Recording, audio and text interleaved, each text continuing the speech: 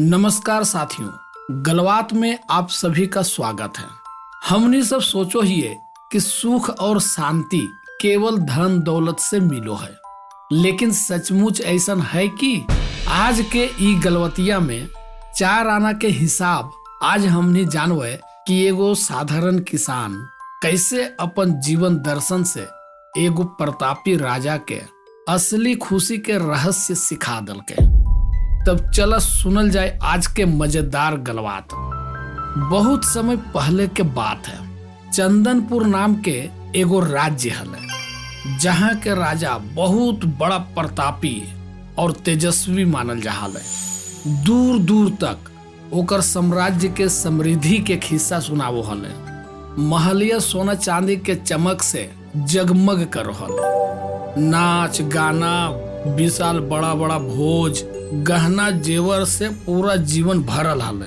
लेकिन इतना धन संपत्ति सुख सुविधा के रहते हुए भी रजवा के माना में शांति नहीं हले। महलिया के ऊंचा दीवार के भीतर हजारों सैनिक, सेवक, दासी, रानी सबके बीच रहते हुए भी ओकरा माना भीतर से खाली रहो हले।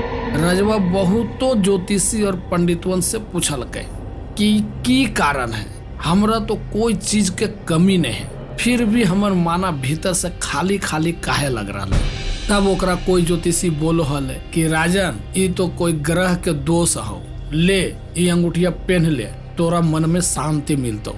तो कोई को हले यज्ञ कर, तोर माना पूरा शांत हो जीतो। जैसे जैसे वो खनी सब बतैते गेले, रजवा वैसे वैसे सब कुछ कैल के। लेकिन रजवा के आत्मा के बेचैनी जैसन हले वैसने रहले। एक दिन रजवा सोचल के कि काहे न ई राजमहल से बाहर जिए, हो सको है एकर उत्तर हमरा बाहरे में मिले। रजवा की कैल के कि वो अपन भेष बदल लेल के, साधारण से कपड़ा पहनल के, अब पहन के वो राजमहल से निकल पड़ले। रजवा घूमते घूमते वो अपन राज्य के एकदम अकेले देने पहुंच गए। देखल के पूरा हरियर हरा भरा खेत एकदम। तखनिए एगो खेता में एगो किसान काम कर रहा है। दोपहरवा के समैया हले।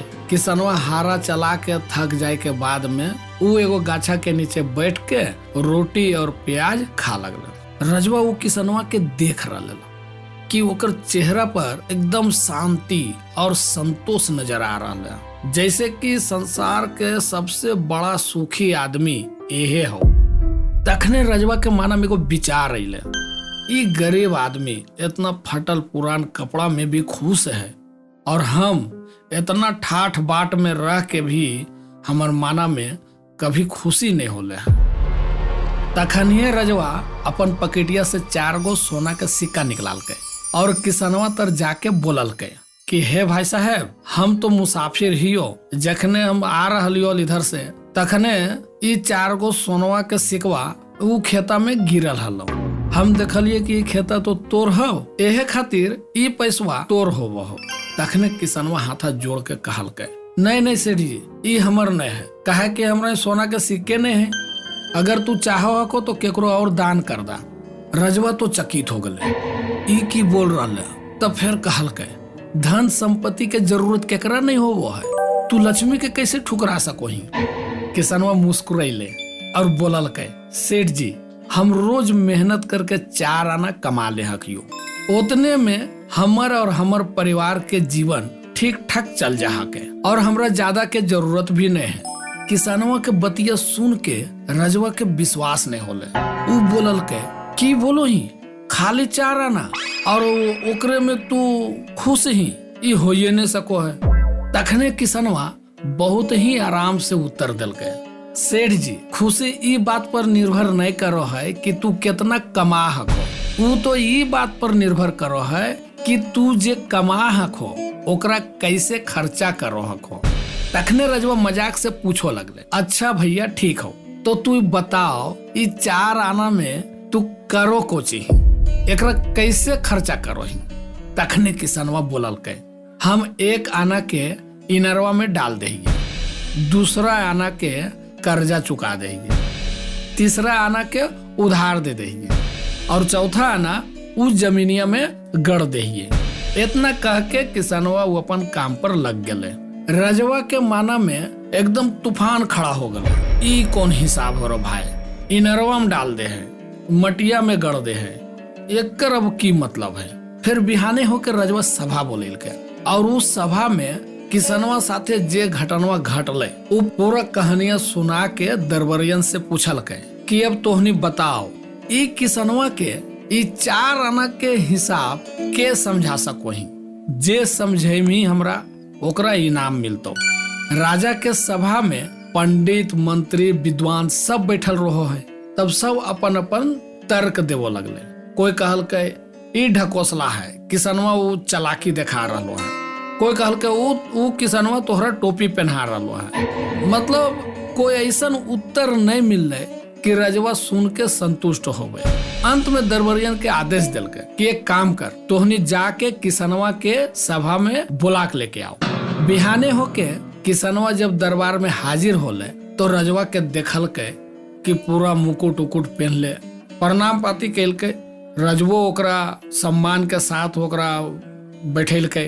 तखने रजवा किसनवा के कहल के 2 दिन पहले तोरा से हम एगो प्रश्न कैलियो आ तू जे उत्तर देनी है ओकर मतलब हम जाने चाहिए। तू बताओ ई तोर 4 आना के असली रहस्य की हो, ई बताओ। किसनवा हाथ जोड़ करके बोलो लगले, हुजूर हमर ई प्रश्न के उत्तर बहुत ही आसान हो। हम तहना जे कहलियो हल कि पहला आना हम इनरवा में डाल देहियो, एकर मतलब हम अपन परिवार में खर्चा करो। यह हमर कर्तव्य है कि एक आना से हमर परिवार के खाना मिले। अब दूसरा आना जे हम कहलियो हल कि ई दूसरा आना से कर्जा चुकावो ही, एकर मतलब ई दूसरा आना से हम अपन बूढ़ा माई बाप के सेवा करो।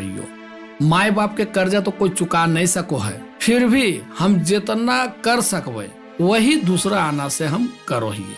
और कहलियो तीसरा आना हम उधार देहियो, एकर मतलब होला कि तीसरा आना हम अपन बुतरवन के पढ़ाई लिखाई पर खर्चा करो ही। ये भविष्य के बीज है जे आगे चल के समाज और परिवार दोनों के फल दे।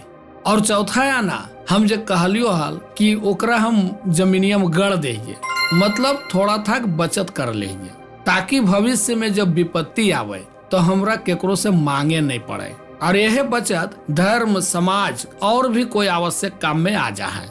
रजवा मंत्र मुग्ध होके किसनवा के बतिया सुन रहे हल। ओकर आँखिया के सामने जैसे पूरा जीवन के नया दर्शन देख रहा है, ऐसा लग रहा हल। रजवा सोचो लगले कि हमरा ही अपार संपत्ति है, लेकिन कभी भी एकर सही उपयोग नहीं किया, बस अपन सुख और ऐसो आराम के लिए खर्चा करते रहिए। लेकिन एगो ई साधारण से किसान हमरा सिखा दिल के कि सच्चा खुशी ज्यादा धन संपत्ति में नहीं होबो है, बल्कि ओकरा सही तरीका से उपयोग करे में होबो है। रजवा तो ओकर उत्तर से पूरा एकदम खुश हो गले, गदगद हो गले कि वाह भाई, तू तो हमरा एकदम आँखिया खोल देनी, तू जीवन के जिए के सही रास्ता सिखा देनी, हम तोरा सारा जीवन याद रखबो। और फिर रजवा ओकरा बख्शीश इनाम दे के विदा कर दल के। उ दिन के बाद से रजवा अपन जीवन के तरीका ही बदल दल के। उ मंत्रिया के आदेश दल के कि जे संपत्ति है ओकरा में से आधा हिस्सा निकाल और प्रजा के भलाई में लगाओ, बूढ़ा बूढ़ी के सेवा में लगाओ, और हमार राज्य में जितना भी बच्चा है सबके पढ़ाई लिखाई के और ओकर भविष्य में जो काम आवे ओकरा में खर्चा कर। और फिर धीरे धीरे ओकर आत्मा में शांति आवे लगले और वो सच्चमुच में सुखी और संतुष्ट राजा बन गए। इस तरह से एगो साधारण किसान राजा के सिखा दिलके कि असली सुख धन के बढ़ावे में नहीं है, बल्कि ओकरा सही उपयोग में है। तो साथियों, हमनियों के भी जीवन में यही रास्ता अपनाना चाहिए कि एक हिस्सा परिवार के लिए खर्चा करे के चाहिए और एक हिस्सा माँ बाप के सेवा में लगाना चाहिए और एक हिस्सा बच्चा के भविष्य में और थोड़ा सा सहेज कर अच्छा काम के लिए। तो यह है सच्चा सुख के रहस्य। तो साथियों, ई गलवतिया से कुछ सीख मिल गलो तो लाइक सब्सक्राइब शेयर जे करे खो तो करिया। और अगला गलबात में हमनी फिर बैठबे एगो नया गलबात लेके। तब तक के लिए धन्यवाद। बिहार के आंचलिक भाषा में यह कहानी अगर आपको अच्छी लगी हो तो इस चैनल को सब्सक्राइब करें और दोस्तों के साथ शेयर करें और अगली कहानी के लिए इंतजार करें। धन्यवाद।